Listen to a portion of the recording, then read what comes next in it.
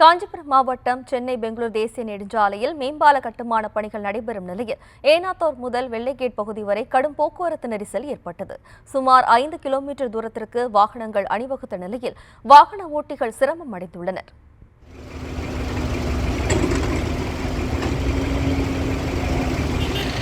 இதுகுறித்தான கூடுதல் விவரங்களோடு இணைகிறார் நமது செய்தியாளர் துரை வெங்கடேசன். வணக்கம் துரை வெங்கடேசன்.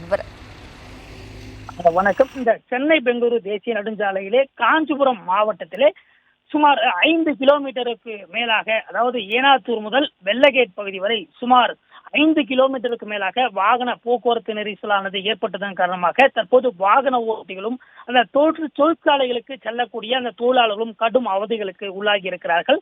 இந்த சென்னை பெங்களூரு தேசிய நெடுஞ்சாலையிலே காஞ்சிபுரம் மாவட்டத்திலே ஸ்ரீபெரும்புத்தூர், அதே போன்று சுங்குவாசத்திரம், காஞ்சிபுரம், பொன்னேரிக்கரை, பாலுச்செட்டி சத்திரம் உள்ளிட்ட பிரதான சந்திப்பு பகுதியிலே கடவு பாதைகள் இருக்கின்றன.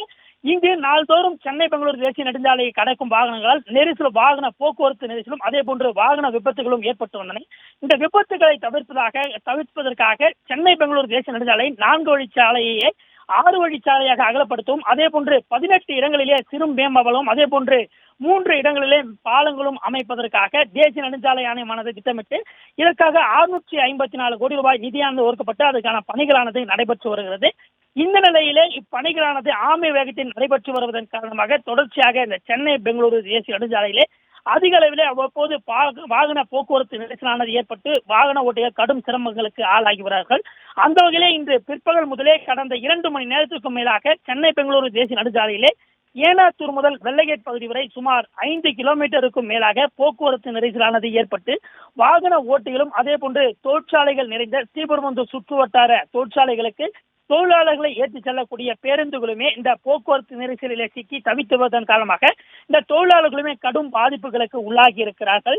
இந்த தொடர்ச்சியாகவே மேம்பாலம் அமைக்கும் பணியானது ஆமை வேகத்தில் நடைபெற்று வருவதன் காரணமாக இந்த பணிக்கு செல்லக்கூடியவர்களும் அதே போன்று கல்லூரிக்கு செல்லக்கூடியவர்கள், குறிப்பாக பெங்களூரு செல்லக்கூடியவர்கள், வெளி மாநிலத்திற்கு செல்லக்கூடிய பலதரப்பட்ட மக்களும் இந்த பாதிக்கப்பட்டு கடும் அவதிகளுக்கு உள்ளாகி வரக்கூடிய நிலை.